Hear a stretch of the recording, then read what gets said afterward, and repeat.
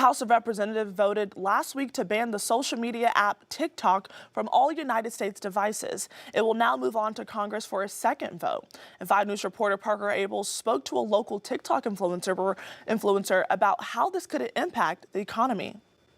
TikTok is on the cusp of being banned in the U.S. due to the app's Chinese ownership. We reached out to Congressman Steve Womack, who voted to proceed with this ban and says, in part, quote, "I realize there are millions of TikTok users across the country, including our district. I want these users to understand that our goal with this bill is not to ban TikTok. Our goal is to protect users by separating apps from foreign adversaries, which in this case is the Chinese Communist Party." However, people across the state are against the ban, including Sargusa, a TikToker in Northwest Arkansas with over 54,000 followers, who believes this app is good for the economy. Senators need to realize how much industry, local, not just here in Arkansas, but nationally, small businesses are profiting and building income and revenue for themselves and for their family.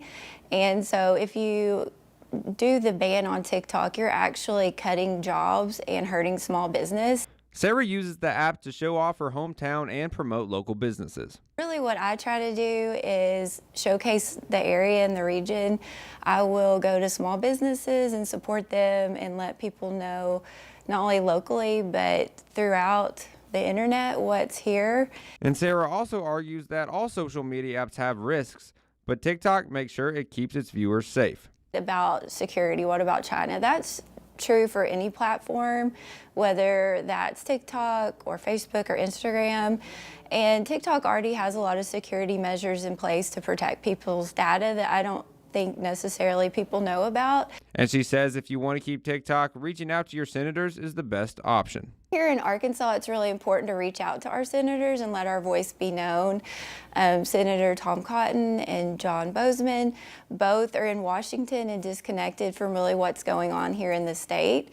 And I know here locally, we need to continue to develop our economy, and for them to take away TikTok is just another step in the wrong direction. In Rogers, covering news where you live, Parker Abels, 5 News.